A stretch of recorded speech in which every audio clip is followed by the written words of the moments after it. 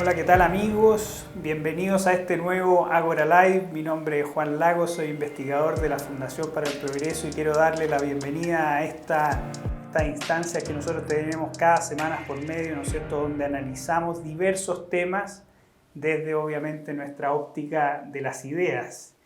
Y hoy vamos a ver una mezcla bastante notable, una mezcla que nos gusta tanto como liberales y como futboleros, esta mezcla entre el fútbol y el emprendimiento.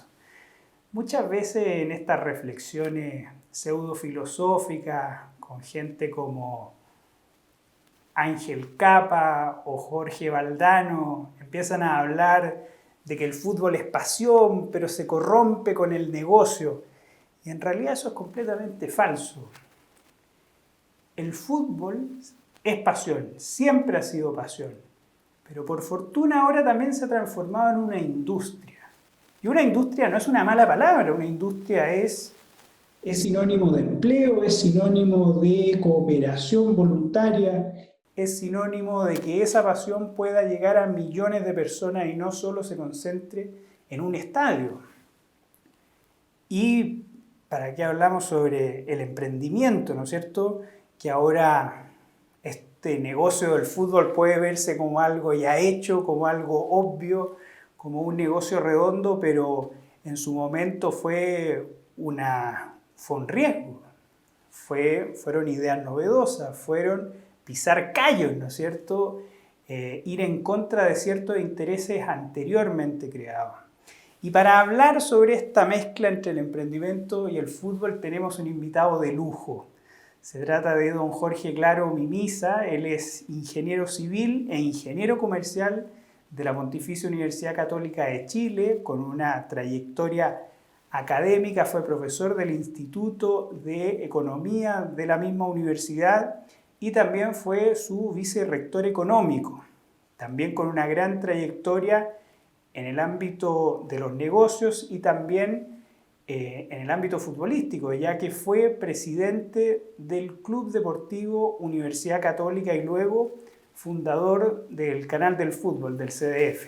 Don Jorge, muchas gracias por estar con nosotros. Bueno, gracias Juan. Aquí estamos para conversar con ustedes sobre temas relacionados con lo que ya comentaste. Perfecto. Yo quiero partir con una sorpresa, porque usted es una persona que se le asocia al fútbol, ¿no es cierto?, por todas sus dimensiones, pero usted como buen magallánico era una persona más apasionada por el baloncesto. Es decir, fue seleccionado de la Universidad Católica, ¿no es cierto? Entonces, mi pregunta es, ¿cómo pasó del baloncesto y la economía al fútbol? ¿Cómo y cuándo fue ese paso? En realidad, si uno lo piensa bien, el básquetbol y el fútbol tienen ciertas similitudes, sobre todo en el tema estratégico. Estas defensas en zona, etcétera, que se dan en el básquetbol, son también las defensas modernas en el fútbol. Claro.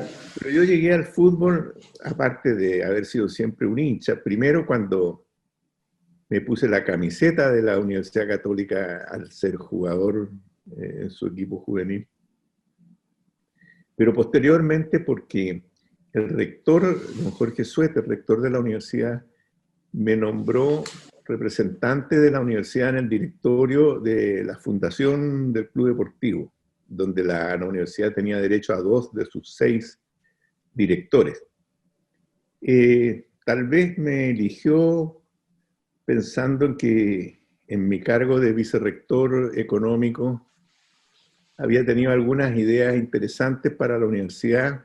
Al llegar al directorio de la fundación, evidentemente el fútbol era una actividad muy importante y yo antes de ser presidente del club, de la fundación más bien, fui 3 veces director, ¿ya? Y cuando me nombraron presidente había sido nombrado antes vicepresidente. Así que tenía bastantes años de experiencia en ese cargo. Y ahí claramente me involucré más con el fútbol y sobre todo después que al ser presidente el fútbol pasó a ser una cuestión realmente muy, muy prioritaria sobre todo en ese periodo, entre el año 94 y 96, que me fue la época en que me tocó a mí presidir el club. Todo el mundo, de alguna manera, se queja de que no fuimos campeones el año 94 y 95 y 96 incluso, digamos que pudimos haber llegado. Recién en el 97 rindió fruto esto con Fernando Carballo. Pero la verdad es que se le olvida a la gente que como en las empresas y en la vida uno no compite contra sí mismo, no compite solo.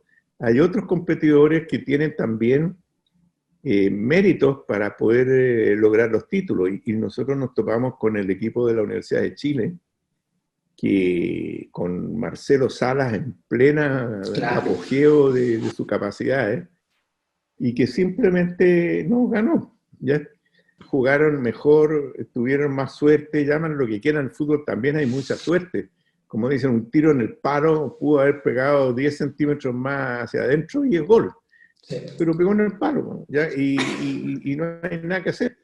Así que el fútbol tiene eso, digamos, es una cuestión que uno no puede predecir. También unos primeros inicios de un canal del deporte que le llamamos, que mostraba actividades del club, ¿ya? En televisión, en un programa corto de 2 horas, que se pasaba por Metrópoli Intercom, ¿ya? Mostrando cierta medida una inquietud que siempre tuve por el tema de llevar el fútbol y el deporte hacia la televisión. Yo pensaba hacer una alianza con el Canal 13, ¿ya? De manera que el canal fuera el ente que transmitiera eventos deportivos y el club los organizara. Desgraciadamente, don Eleodoro Rodríguez, que en ese momento era el director ejecutivo de Canal 13, no le tincó la idea, digamos, yo creo que no había tenido muy buena experiencia en el pasado con el club, así que la desechó, ¿ya? Y dijo, además me dio como argumento que acaban de hacer una gran inversión en la señal internacional del Canal 13, la que al final resultó un fracaso. Claro. Lo que no fue un fracaso fue justamente televisar eventos deportivos como el fútbol, ¿ya? Claro. Pero uno nunca sabe, digamos, cómo va a ser realmente el futuro. Hay mucha incertidumbre en todo esto. Es verdad, pero algo que en realidad define, yo creo, la década de los 90 es el vínculo que hay entre la televisión y el auge del deporte. ¿No es cierto? Eso pasó con la NBA, ¿no es cierto? Y también pasó con la liga inglesa, que es por supuesto, que es un caso que es un caso, ¿no es cierto?, donde BSkyB, ¿no es cierto?, compra en 304 millones de libras esterlinas, ¿no es cierto?, en una liga que en realidad estaba asolada por la violencia de los hooligans, ¿no es cierto? Sí.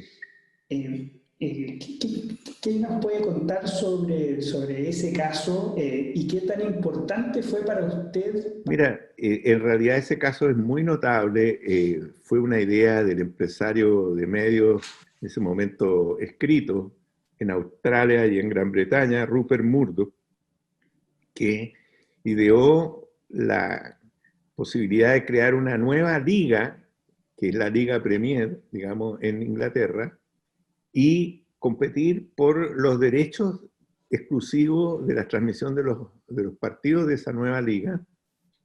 Y él diseñó una estrategia de hacerlo a través de televisión satelital codificada para poder cobrar, en que su idea era que el fútbol no era el rey de los deportes para la televisión de pago, sino que era el emperador de los deportes para la televisión de pago.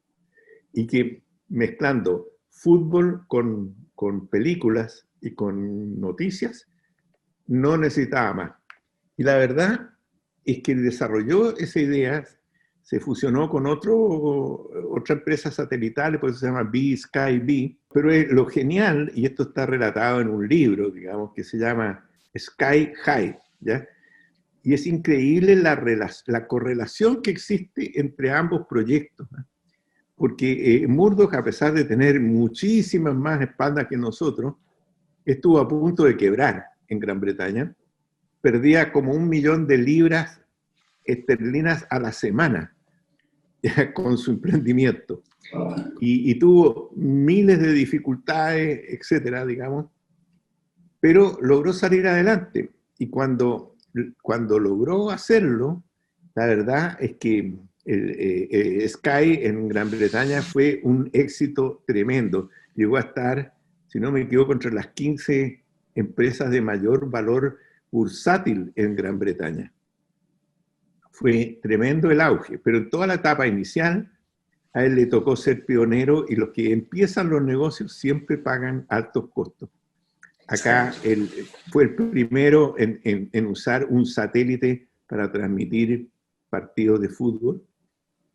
Todo era caro, carísimo. El satélite era caro, los decodificadores costaban, no sé, 600 libras cada decodificador.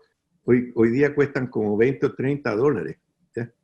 Nosotros, cuando empezamos, logramos favorecernos de una baja violenta en todos los precios de estos insumos que se necesitan para que una persona pueda ver el fútbol tranquilamente desde el living de su casa. Ese libro yo lo compré el año 97, cuando asesoraba a la NFP por la posibilidad de desarrollar un canal de fútbol, justamente. Fue una idea que se me ocurrió en ese minuto, envasar esto en un canal de la misma ANFP. En cambio, Murdoch lo que hacía, no tenía su propio canal, pero competía en la licitación de los derechos. Acá en Chile lo que se hizo fue al revés. Nos asociamos con la NFP, que era la dueña de los derechos, en una empresa separada que se llamaba Canal del Fútbol. Aquí en la NFP le aportó los derechos del fútbol.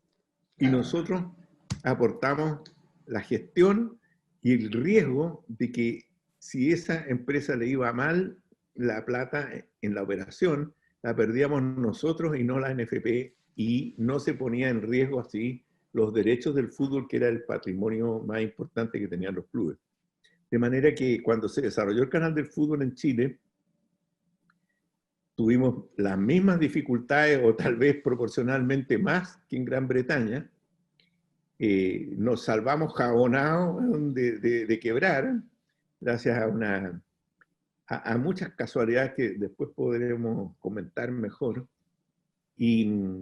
pero sí logramos salir adelante, igual que ellos, digamos, ¿ya?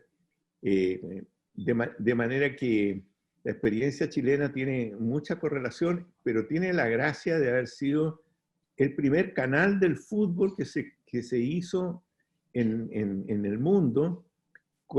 Nosotros en ese minuto no sabíamos que en Holanda se había intentado hacer algo así, una experiencia en la liga holandesa que se llama Eredivisie, ¿ya? Esa liga trató de hacerlo antes que nosotros, pero duró como 6 meses y se acabó la idea. No fue exitoso. Cuando nosotros lo hicimos no teníamos idea de eso. Supimos mucho después que había existido esta experiencia fallida en Holanda, pero lo notable es que en Chile se pudiera hacer una cosa así, pionero a nivel mundial. Y para aquella gente que cree que en Chile no existen empresarios ni ideas capaces de hacer algo único o que se hace por primera vez en el mundo, esta es una demostración de que sí existe. Fíjese que el año 1997, como usted bien lo dice, usted ya tenía la idea ya muy clara. Entonces la pregunta es ¿por qué se concretó 6 años después la idea? Sí. Mira, tiene una explicación bastante lógica. Primero, como era una idea muy pionera, nadie le creía mucho. Y la verdad es que el presidente de la época, que Ricardo Humor, nunca se matriculó a fondo con esto. Yo creo que no la entendió mayormente. A diferencia de Reinaldo Sánchez, que ha sido criticado por muchas cosas que no tienen nada que ver. Yo creo que Reinaldo Sánchez fue el mejor presidente de la NFP de la historia, y probablemente lo va a hacer por muchos años, gracias a haber entendido en 5 minutos lo que Ricardo Humor no entendió en 1 año. ¿Ya? Pero esto de no haberlo entendido, en mi opinión, y mirándolo después, tal vez fue favorable para la NFP, porque la NFP no podía, con su estructura de 32 clubes, que es una verdadera cooperativa, no sé qué es lo que es, bueno, al final no habría podido hacerlo, y no tenía las espaldas financieras para hacerlo. De manera que siempre esa administración de la NFP pensó en licitar los derechos y se acabó. Habían tenido una buena experiencia cuando Cable Express les compró los derechos en una operación pionera el año 93, me parece que fue, o 94. El 94. Claro, el 94. Y donde Cable Express lo que hizo es que descubrió que para desarrollar una empresa de televisión por cable y de internet, el fútbol era un elemento clave, y pagó algo así como $22 millones por 3 años, y empezó a desarrollar su empresa de cable, atender cable y venderlo junto con la suscripción al canal del fútbol. Y le fue estupendamente bien, y tanto que BTR, después de un año, les compró la empresa con los 2 años de derechos de fútbol que le quedaban, en $50 millones, lo que creo que fue un muy buen negocio para esos emprendedores en ese minuto. Pero cuando terminó el contrato de BTR, la NFP no sabía mucho qué hacer, estuvo intentando, hizo una licitación fallida porque se pusieron de acuerdo algunos de los oferentes y la Fiscalía Nacional Económica la vetó. Pero al final, dentro de las bases de esa licitación, la recibió la gente de Sky, aquí en Chile. Y cuando pasó algún tiempo, llegó Sky de Gran Bretaña y le ofreció comprarle los derechos por 5 años a la NFP, en una cifra insólita, ¿ya? Para la época. Era como el doble de lo que había pagado por año Cable Express, que ya se consideraba una cosa tremenda de pago, porque pagaron como, entre todos la NFP recaudó algo así como $62 millones por 5 años. Y ante esa oferta, obviamente, lo que correspondía era vendérselo a Sky. Así que esa es la historia, digamos, previa. ¿Eh? Yo asesoré a la NFP como 1 año, ¿ya?, en ese proyecto, y logramos que no lo compraran los argentinos, que fueron los que de torneo y competencia, estaba metido Teledeporte, estaba metido torneo y competencia en la propiedad de eso, y ya sabemos lo que pasó después con torneo y competencia. ¿Ya? De manera que el habérselo vendido a Sky fue una buena decisión. Sky desarrolló el primer satélite que transmitió fútbol en Chile y en Sudamérica, y invirtió una gran cantidad de dinero, pero no logró suscribir a mucha gente porque tuvo, yo creo, una errada política de precios, cobraba muy caro por todo, ¿ya? En vez de haberlo masificado, no entendió que el negocio era más bien masivo que selectivo, ¿ya? Y bueno, cuando terminó el contrato, ellos tenían una cláusula que permitía igualar la mejor oferta, lo cual hizo que nadie se interesara. Hasta que nosotros ofrecimos algo que no era un precio, sino que era una asociación.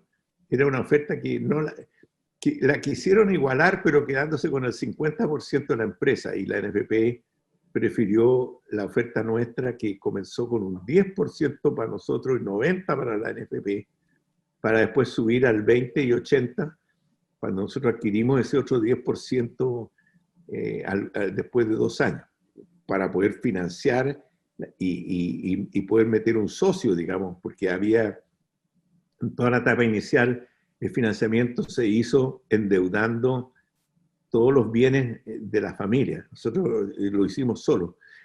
Lo hicimos solo porque la idea era haberlo hecho con el Canal 13, pero el Canal 13 en ese momento nosotros no sabíamos, estaba pasando por una situación económica difícil y rechazaron esta opción, que claramente habría sido muy conveniente para ellos. Claro. Así que nos encontramos de la noche a la mañana solo, apechugando con los compromisos, pero con la confianza de que íbamos a conseguir un socio, ¿ya? Y nos recorrimos como 10 o 12 family office por Santiago, y nadie quería, porque básicamente le tenían miedo a nuestro socio, digamos, que era la NFP. Nosotros tratábamos de explicar, la NFP realmente tenía muy mala fama en esa época, y nosotros tratábamos de explicar que la gestión era absolutamente nuestra, que no había participación de esta asamblea de clubes en las decisiones, pero igual no nos creyeron.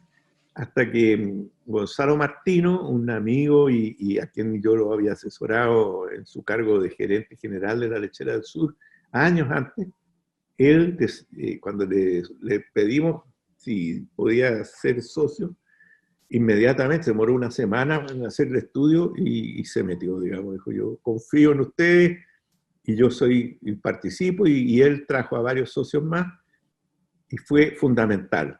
Y la verdad es que una cosa es tener una idea, otra cosa es echarla a andar, digamos, ¿ya? Y aquí, en lo particular, fue muy, muy difícil. Primero, no debió haber sido, ¿eh? Pero la verdad es que nosotros nos topamos con personas de la industria de la televisión abierta y de la televisión por pago de cable, que realmente lo que querían, estoy convencido de eso, era demostrar que la idea de un canal del fútbol no era factible y que tenía que fallar. Eso significaba: démosle la pasada, dejémoslo que funcionen y hagámoslo quebrar, ¿ya?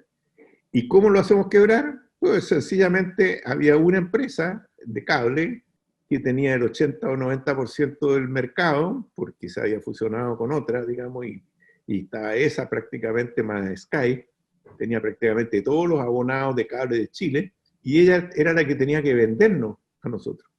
Nosotros no podíamos vender, ella vendía. Pero claro, nosotros sí teníamos en mente que eso podía pasar, y esto es la deformación profesional como economista. Sabíamos que no podíamos estar en las manos de un solo comprador, de manera que siempre pensamos en la posibilidad de desarrollar nuestra propia forma de distribución de esta señal de pago. Y la única manera, al principio se pensó en una señal UHF, que al final falló, no se podía, pero decidimos hacer entonces una segunda empresa de televisión satelital en Chile que se llamó SAP. Claro. Empezamos a estudiar en agosto del 2003, el primer partido, como sabemos, se transmitió el 11 de abril del 2003. En agosto comenzamos a estudiar la posibilidad de hacer una empresa de televisión de pago satelital, y en diciembre estaba funcionando con 12 canales, entre ellos el canal del fútbol. Eso fue considerado un récord mundial por la gente del sector, con la velocidad con que se hizo, digamos. Al principio nos salió tremendamente estresante financiar la instalación de las cajas, de los decodificadores y las antenas y todo eso, porque lo teníamos que hacer con nuestra reducida disponibilidad de capital.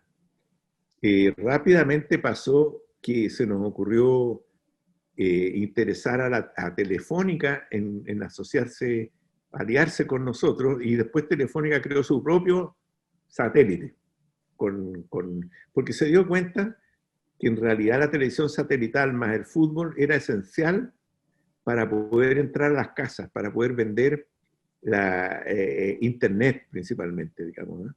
Y se hicieron los triple pack, ¿te acuerdas de Claro, teléfono internet, fijo, telefonía, internet y claro. televisión de pago, ¿ya? Exacto. Ellos lo empezaron a hacer, y cuando lo hicieron les empezó a ir tan bien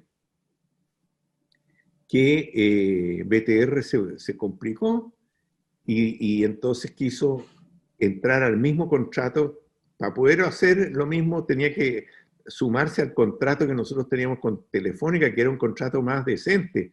El que nos obligaron a firmar era un contrato leonino diseñado para que quebráramos. De hecho, estaba puesto en una de las cláusulas que si quebrábamos, los cables se hacían dueños de los derechos hasta el fin del periodo, digamos, en las mismas condiciones que nosotros. Entonces, esto que uno como que de fuera no se da cuenta, por dentro lo sufrimos hasta decir basta, y nunca dejamos de tener problemas con los cables, que de alguna manera echaban de menos haber podido comprar el contenido del fútbol a 3 chauchas, digamos, sin tener que estar pagándonos a nosotros las suscripciones de la gente que voluntariamente se suscribía al canal, ¿ya? Ellos se dieron cuenta que efectivamente este negocio se les fue de las manos, y si bien es cierto, igual les sirvió para ingresar a las casas junto con nosotros, bueno, tenían que pagarle al fútbol su verdadero valor. porque el negocio de ellos había consistido en la práctica en expropiarle los derechos de televisión a los clubes de fútbol, ¿ya? Y nosotros con nuestra idea y con nuestra asociación con la NFP logramos evitar eso y que esos derechos llegaran a los clubes. Y por eso que cuando se dice que los empresarios son unos chupasangre, que realmente abusan de aquí y de allá y que ganan mucha plata, la verdad, digamos, es que es bien difícil ganar mucha plata porque cuando hay competencia, tanto interna como externa por importaciones, etc., es realmente muy, muy difícil. Tienes que ser muy eficiente y muy capaz para poder hacerlo. Pero si tú tienes una innovación, una idea realmente nueva, puedes disfrutar de una posibilidad de ganar cantidades significativas de dinero, pero que también resulta difícil porque hay alguien que está dejando de ganar eso, digamos, y en este caso eran los cables, ¿ya? Que fueron nuestra piedra en el zapato, digamos, siempre, a pesar de que si no fuera por ellos no habríamos podido hacer lo que hicimos. Entonces, esta es una cuestión que tiene dos caras de una misma moneda, digamos, ¿no? Pero ellos se vieron obligados, se vieron en el fondo obligados a hacer esto, y en la medida que apareció más competencia, digamos, cuando nosotros, por ejemplo, vendimos a lo que es hoy día Claro TV, le vendimos nuestra empresa de televisión satelital, SAP. Entonces ahora ya estaba BTR, estaba Telefónica y estaba Claro en el mercado compitiendo por conseguir vender el CDF a la familia. Y resulta que para una familia normal que ya estaba en el cable, comprar la suscripción al CDF Premium, que le da derecho a ver en la práctica después de algún tiempo todos los partidos de primera división y desde luego los de su equipo favorito en la ciudad donde vivía y de visita, le costaba al mes el costo de una galería, de lo que costaba pagar ir al estadio una galería. Y no tenía que arriesgarse en ir al estadio y sufrir eventuales problemas delictuales, digamos, ¿ya? En la entrada. De manera que era tremendamente favorable para el hincha. Y así respondieron, y nosotros con el tiempo llegamos a tener más de 1 millón de abonados a la señal premium, y además los 3 millones de abonados a la señal básica, donde estaban incluidos los premium, también podían ver todos los partidos de primera división y de primera B en diferido, ¿ya? Que era una ventaja para la persona que le gusta el fútbol. Dice, no puedo pagar el premium, pero sí puedo verlo en diferido el partido al día siguiente, digamos, ¿ya? Claramente. Esto fue, además hubo entre medio, tuvo una pelea con los canales abiertos por el asunto de la venta que le hicimos de los goles al Canal 13, que incluso nos demandaron con un recurso de protección del Canal 7. No le gustaba para nada que nosotros alegáramos que el derecho de propiedad estaba por sobre el derecho que ellos decían tener a la información, porque aquí la información llegaba igual, pero llegaba a través de un canal y al día siguiente a través de todos los canales. Pero que el derecho de propiedad era del dueño de los derechos del fútbol. Nosotros defendimos eso, y la verdad que fue la mayor goleada de la historia que ha hecho el CDF, porque en la Corte Suprema más la Corte de Apelaciones ganamos por unanimidad, 8-0. Wow. Fue el resultado a favor nuestro del recurso de protección. Así que, bueno, esas son anécdotas muy, muy interesantes que tenemos de nuestra historia, donde pasamos pellejerías, pasamos de todo, digamos. Fue permanente lucha, digamos, esa es la verdad, nunca vivimos tranquilos. Así que la venta, al final, fue algo, desde el punto de vista de la empresa familiar, muy conveniente, y así también lo fue para los clubes, digamos. Esto fue un negocio win-win, podríamos decir, muy importante para los clubes y para nosotros. Había clubes que el 90% de sus ingresos venían del CDF. El promedio de los ingresos de los clubes de fútbol, si no me equivoco, era como el 60% venía del CDF. Una cosa que no existía algunos años atrás. Ah, en la no, práctica. exacto. Que Y donde, antes, donde Sky le había ofrecido la tercera parte o algo así de lo que había pagado, digamos, menos la cuarta, de lo que había pagado 5 años antes por el fútbol cuando se vio con la posibilidad de que iban a ser los únicos compradores. Y sin necesidad de licitación ni nada, digamos, porque estaba el derecho de igualar a la mejor oferta, entonces no se presentaba a nadie. claro. Entonces, en vez de 60 millones ofreció 15 por 5 años. Así es la vida, digamos, cuando tú no tienes alternativas u opciones, puedes quedar en manos de un solo comprador y eso sí que no se lo doy a nadie. Digamos. Nosotros evitamos eso para el fútbol y con un gran beneficio para la NFP, los clubes y por supuesto para nosotros también. Que Y pasamos muchos años difíciles, muchos años. O sí, sea, del 2003 hasta fines del 2009 estuvimos con problemas. No, en realidad hasta fines del 2007 fue lo peor. ¿Ya? Pero ahí ya se liberó cuando BTR decidió dejar de presionar y entrar a competir con Telefónica. Y después cuando Claro nos compró la señal SAP, ahí sí que nos fue muy bien porque fue una negociación genial. ¿Ya? La hicimos con el hijo de Smith, de Carlos Smith, de Slim, perdón, Slim, en claro. México. En México, fue muy buena. Claro, bueno, ganaron los clubes, ganó el CDF, ganó la NFP, también ganó la gente, porque hay que decirles también a los que nos ven que, que la señal SAT también era muchísimo más barata que las Claro. otras señales de cable. Entonces también se democratizó la televisión por cable. Por ejemplo, yo la primera vez que tuve cable, legal puedo decir, porque no sé, alguna vez mi Mm. abuela se colgó, no sé nada, pero vaya de eso. Claro. La primera vez que mi familia en Cerrillo tuvimos cable fue gracias a SAP. Entonces, de Claro. verdad fue una cosa, un gran aporte y además un aporte a los futbolistas, porque si nos acordamos a principios de los 2000, el que no se le pagara a los jugadores era una regla casi Típico. general. Yo me acuerdo que un gran volante llamado Mauricio Donoso, cuando estaba jugando en la Universidad de Chile, Claro. él dijo, bueno, pero ¿cuál es el problema si estamos a 62 de mayo? Así que aún no nos pagan, estamos a 62 de mayo, imagínense. Hubo varios clubes que quebraron, pues no hay que olvidarse el Claro, síndico de la Universidad de Chile, el síndico de Colo-Colo, o claro, sea, los principales clubes quebraron, no era una cuestión así tan fácil. claro, Bueno, y también fueron, quebraron, ¿sabes por qué? Porque es tan fuerte la competencia entre los clubes que se gastan lo que no tienen. Y claro, cuando el contrato de Sky fue tan bueno, y duraba 5 años, en los primeros 2 años y medio o 3, se gastaron la plata de los 5 años, endeudándose. Entonces, después hubo que pagar la deuda y ahí le bajaron los ingresos líquidos, digamos, en forma sustancial.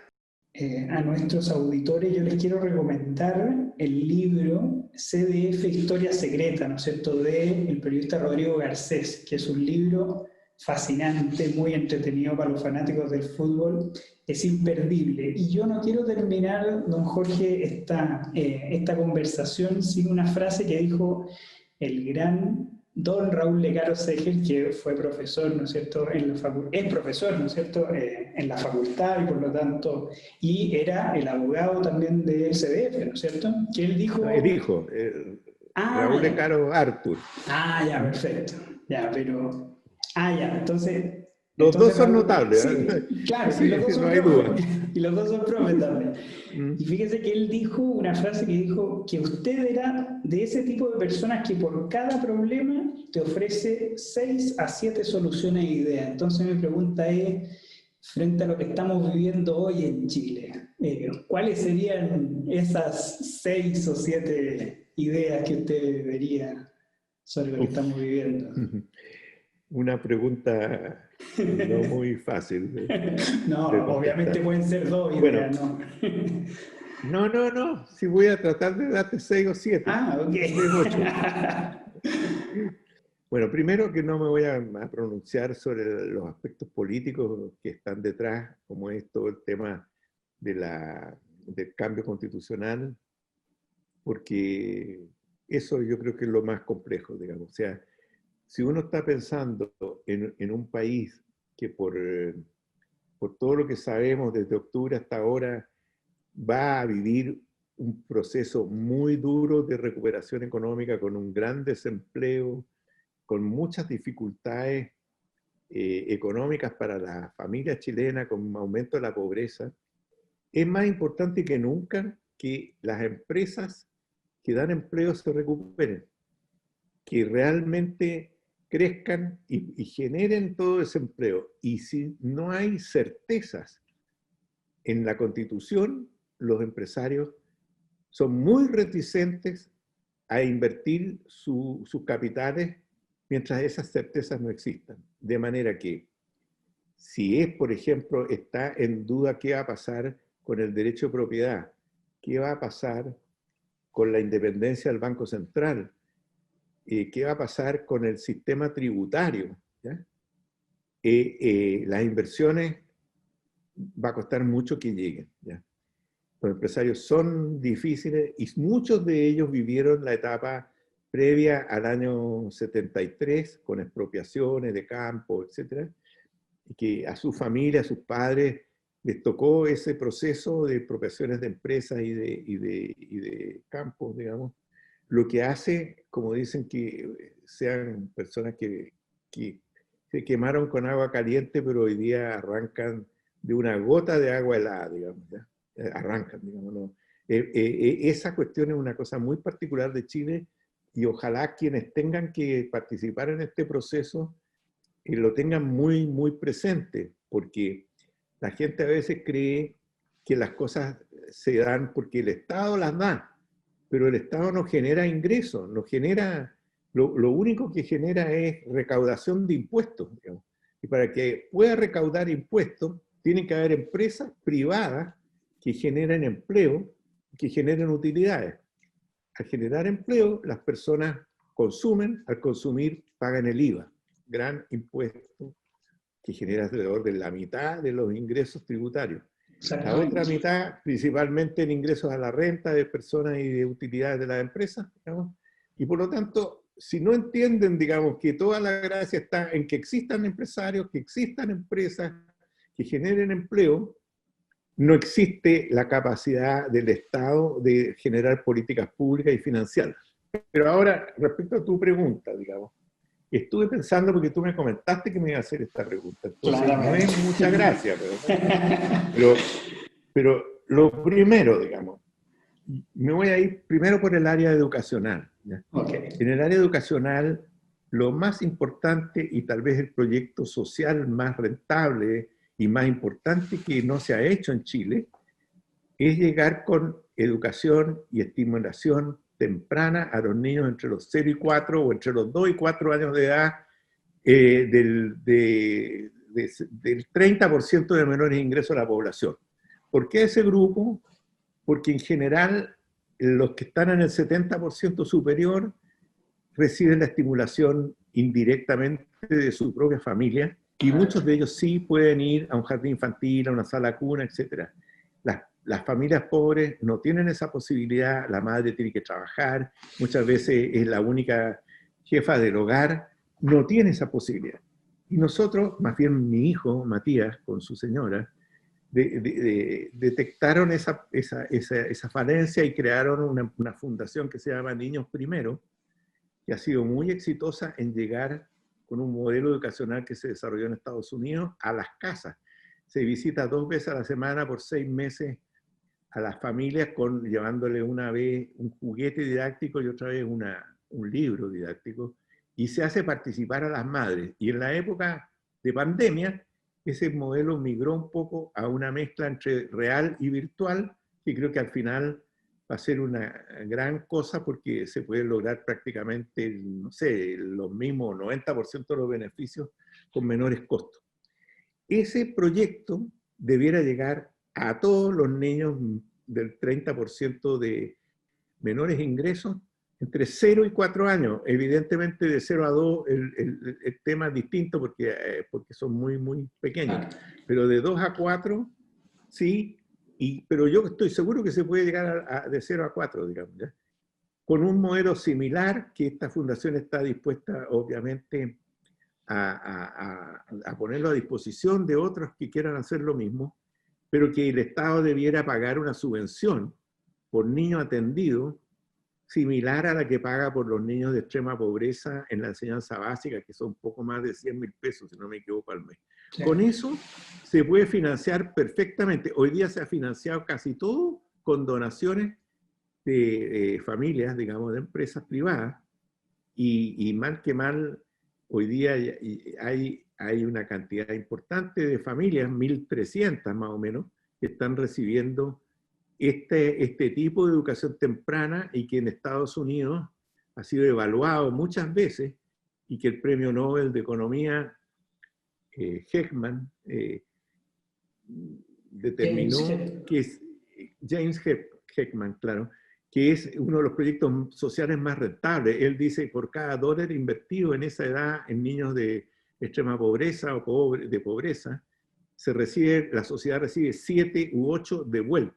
Wow. Entonces, es una cosa increíble. Y lo que es increíble es que no se haya hecho en Chile. Volvemos a cosas parecidas a las del CDF, ideas que son como el huevo de Colón, digamos. Y este es un huevo de Colón clave, porque lo que pasa aquí, digamos, es que tú le permites a las familias de menores recursos desarrollar todas sus potencialidades con que genéticamente nacen. Esas potencialidades se reparten por parejo en la sociedad, independiente si el hijo nació en una familia pobre o rica, ¿ya? La gran diferencia es que en las familias de ingresos altos, esos niños tienen la estimulación temprana, tienen acceso a otros niveles de calidad de educación, lo que no se da en las familias pobres, y esa es la mayor explicación de las desigualdades que están tan de moda, digamos, ya mencionarlas, pero de las desigualdades evitables. Las que son inevitables son las con las que uno nace. Y hay talentos con los que se nace que son muy bien pagados por el mercado, y otros que son muy mal pagados, pero que espiritualmente a la persona le interesan, le gustan y lo quieren hacer. Por ejemplo, Alexis Sánchez nació en una familia de extrema pobreza, y hoy día debe ser uno de los chilenos que gana más plata en Chile, digamos. Exacto. Porque se dedicó al fútbol y fue una estrella del fútbol. Tenía un talento increíble y lo logró desarrollar, ¿ya? Hay muchos otros niños que tienen talento, por ejemplo, para ser excelentes médicos, y no lo pueden ser porque en su educación temprana no tuvieron el nivel de estimulación que les permitiría después tener buena educación básica y media, etc. ¿Ya? Entonces, eso es un primer proyecto. El segundo es tratar de que en la educación básica y media se pueda integrar mucho más lo que son conocimientos y cosas atractivas que se dan hoy día gratis en la internet. Si tú te metes en YouTube, hay muchos cursos y sitios de tremendo interés para todo tipo de gustos, digamos. Y yo siempre he pensado, y traté de hacer alguna vez, la idea de que a los profesores se les diera el acceso a una especie de Netflix de cosas educacionales distintas a la típica, ¿no? No es para enseñar matemáticas, que por lo demás existe un sitio que enseña todo eso, un sitio de un indio, digamos, ¿no es cierto? De la India. ¿Ya? Ese gallo desarrolló todos los cursos normales de los colegios, pero yo estoy diciendo otra cosa. Si a un hijo mío le gusta la medicina, a mí me gustaría que él pudiera tener acceso a una selección de cosas que motivan a los alumnos a estudiar medicina. Claro. Y muestran qué es lo que hacen los médicos, cómo trabajan, cómo tienen que estudiar. Eso no debiera ser muy caro y no se ha hecho en Chile, ¿ya? Y sería muy importante. Lo tercero, en el área de educación propiamente tal, poder diseñar lo que yo llamaba hace ya años esta idea, los mini CINCES, 3 o 4 pequeños CINCES a lo largo, desde el octavo básico al cuarto medio, que midieran los conocimientos en las materias mínimas obligatorias, ¿ya?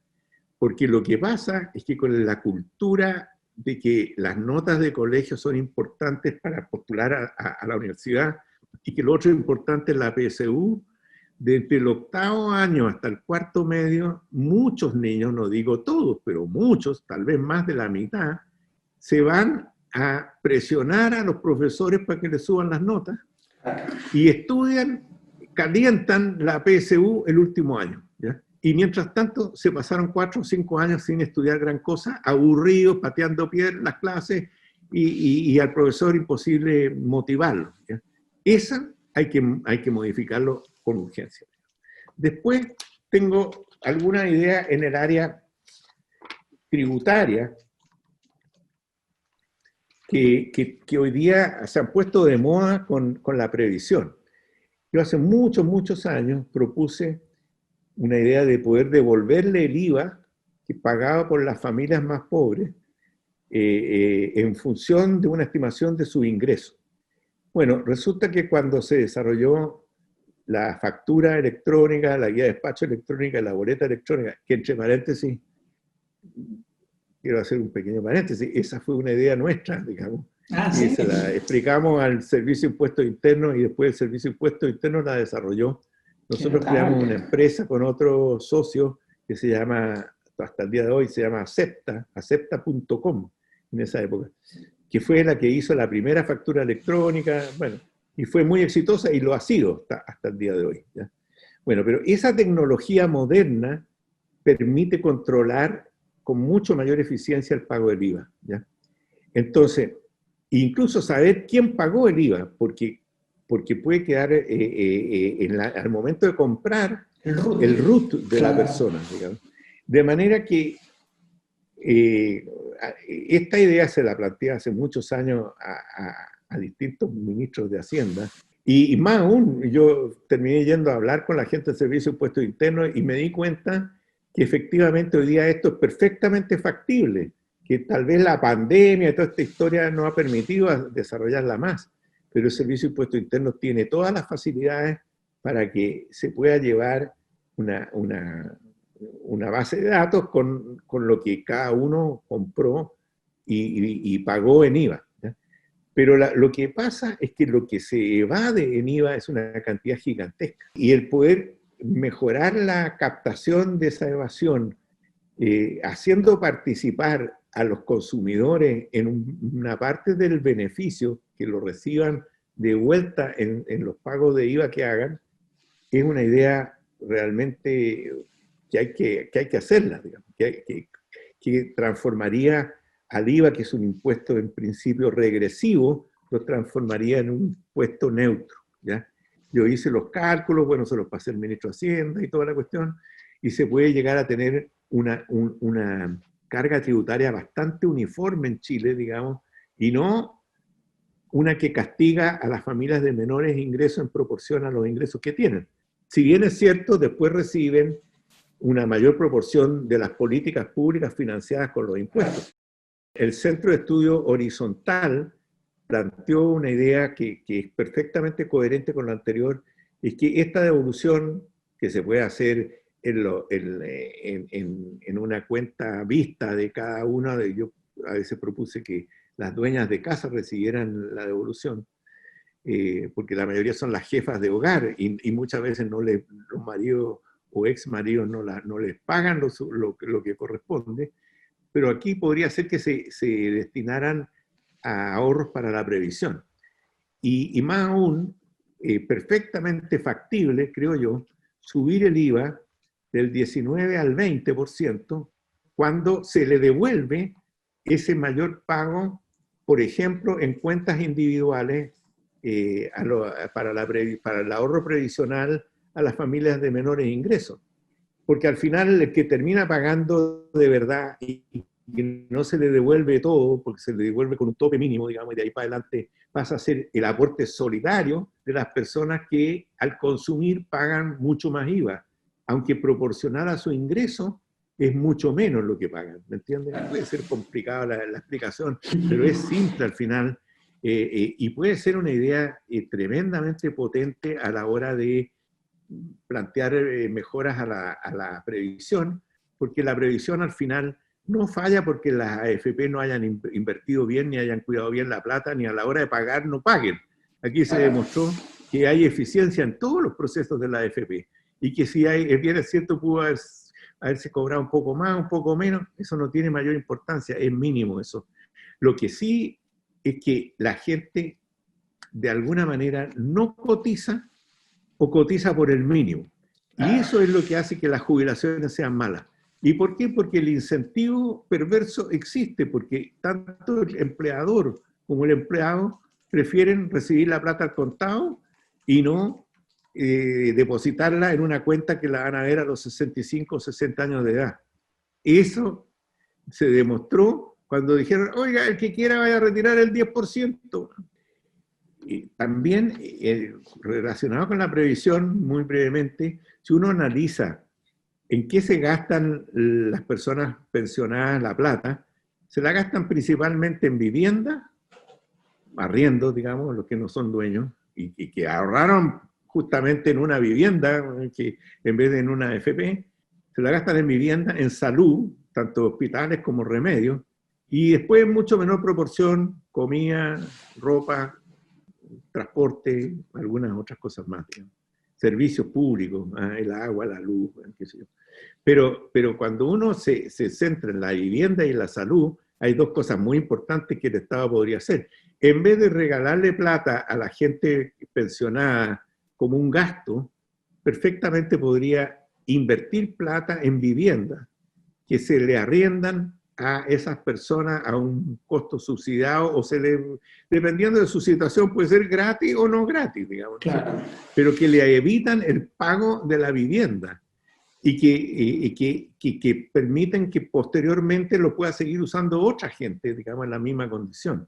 Y que en la situación actual, construir casas para ese fin, con el nivel de desempleo y necesidad de desarrollar la actividad económica, sería el momento ideal para hacerlo. Yo encuentro mucho más importante construir viviendas para la gente de los pensionados y la gente de menores ingresos y los que están hacinados en casa, etcétera, que construir autopistas. Las dos son necesarias. Pero la vivienda, a mi juicio, hoy día tiene un valor mayor, mucho mayor, digamos. Y se puede sumar, como digo, el tema de los subsidios a los pensionados, a dárselos en efectivo, en vivienda, digamos, en evitar el pago de la vivienda. Bueno, y desde luego ya se ha hecho, ya se está haciendo, importar un listado de, no sé, 100 medicamentos que ocupan los adultos mayores porque tienen muchas enfermedades crónicas, importarlo de la India, de donde sea, a un costo ridículo, y entregarlo a los consultorios y bajar el costo absurdo que tienen hoy día los medicamentos en Chile, algunos de ellos porque simplemente tienen una marca y la gente no sabe y no puede pagarlo, digamos. Lo mismo, mejorar el tema de salud con todos los hospitales nuevos que se están construyendo. Hay que hacer una cuestión clave en la parte de salud. Por último, te diría yo, hay otras cosas. También en este mismo rubro, a los adultos mayores se les puede permitir viajar en las horas no peak prácticamente gratis con su carnet de adulto mayor. Se les puede regalar la internet, ¿ya? Que es un elemento clave en su entretención, en su... Yo diría que con cosas relativamente baratas y obvias, digamos, se le puede cambiar la vida a los adultos mayores. Lo que pasa es que le faltan estas 7 u 8 ideas que tú decías. ¿Ya? De todas maneras. Después, otra idea más, que esta sí que es antigua, es capitalizar las empresas del Estado, principalmente Codelco, con aumentos de capital hasta que sean empresas privadas las que las controlen, ¿ya? Y no empresas del Estado que nunca se sabe bien a quién beneficia. Yo creo que, siendo muy importantes los trabajadores del cobre, esta cuestión, en vez de ser el sueldo de Chile, que se supone que era más bien para las familias pobres de Chile, terminó siendo el sueldo de los trabajadores de Codelco, ¿ya? Y esa cuestión no puede ser, ¿ya? O sea, creo yo que en algún minuto hay que ponerle el cascabel a ese gato, digamos, ¿ya? Después, bueno, desde luego cerrar una serie de empresas en la pasada, digamos, que no tienen sentido de existir en el sector público, y que son simplemente gastos. Hay muchas que se crearon en algún minuto que en su momento eran útiles y que después dejaron de hacerlo y ahí siguen, ¿ya? Y nadie las cierra. Y eso se podría ahorrar mucha plata del gasto público inútil. ¿Para qué decir la enorme cantidad de empleo que hoy día se está dando en el sector público y que aparentemente es empleo que genera valor? La verdad es que es un subsidio al empleo, digamos, ¿ya? Yo preferiría subsidiar directamente el empleo en empresas privadas en vez de tenerlos ahí, porque no agregan valor, digamos, social, no, es un costo nomás, se gastan impuestos en tener los empleados en el sector público cuando podrían estar empleados en el sector privado por la mitad del sueldo en subsidio ya. Y la última de todas, y esa sí que ya me termino, es el tema del tratamiento que se dio en Chile por la pandemia, ¿ya? Nosotros escribimos una columna y con otro profesional doctor en economía de la salud propusimos que lo que había que hacer era aislar selectivamente, focalizadamente, a los que tenían riesgo de morir si se enfermaban. Y en esto están incluidos los adultos mayores y los que tienen enfermedades crónicas que no son adultos mayores. Pero la mayoría de las muertes se producen en adultos mayores que además se mueren porque tienen un conjunto de enfermedades crónicas que hacen que este virus sea letal para ellos. Y para no olvidar, los adultos mayores de los fallecidos en Chile, que ya son como 15.000, ¿ya? Cuando uno considera los probables, qué sé yo, el 86%, el 84% son mayores de 60 años. De manera que es evidente que en vez de paralizar el país, hacer un aislamiento, una cuarentena a 10 millones de personas, era preferible haber aislado a estos adultos mayores con todos los apoyos del Estado, de los municipios, etcétera, y dejar libre a los otros, ¿ya? Que hubieran podido manejar sus empresas. Bueno, por mucho que yo intenté hasta el cansancio tratar de hacer ver esta ventaja, que por lo menos se hubiese hecho una prueba piloto con esto, nadie pescó. Cosa que fue exactamente igual que el CDF en sus años iniciales. Y que podría haber sido un nuevo CDF, pero esta vez para evitar de las 15.000 muertes, yo calculo que, por decirte algo, el 70% nomás. Claro. O sea que hubiesen muerto como 4.000 nomás, y no 11.000 que se podían haber evitado. Más el costo de reactivar la economía, que va por más de 30.000, 40.000 millones de dólares, que costó esta gracia cuando pudo haberse hecho a lo mejor por la 10ª parte. Jorge, yo le agradezco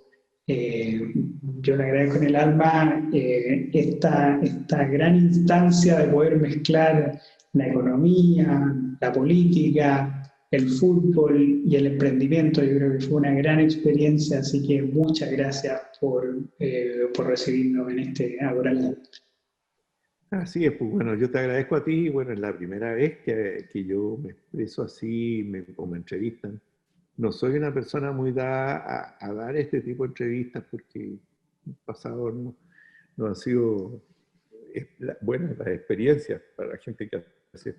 Pero encontré que era importante, sobre todo en el momento en que estamos viviendo en el país. Creo que hay que entusiasmar a la gente joven a arriesgarse. Hay que convencer al gobierno que asuma un rol distinto al que ha hecho hasta ahora, tratando de realmente recurrir a buenas ideas que se dan en el sector privado y apoyarlas, digamos, ¿ya? Tanto como empresas, pero también, sobre todo, ideas en políticas públicas. Hay mucha gente hoy día preocupada, a Dios gracias, y con formación de mejor nivel mundial en las políticas públicas que se pueden utilizar en Chile, y eso creo yo que une a los chilenos y no los divide, como desgraciadamente ha pasado en esta lucha política, digamos, que no lleva a ninguna parte. Muchas gracias, don Jorge. Bueno, gracias a ti, Juan. Bueno, y a ustedes los dejamos invitados para un próximo Agora Live, y si no están suscritos al canal de la Fundación para el Progreso, háganlo, y si están suscritos, pónganle a la campanita, ¿no es cierto? Una cosa lógica para que no se pierdan todos los contenidos que a diario entregamos desde la Fundación para el Progreso. Hasta la próxima. Chao, que estén bien.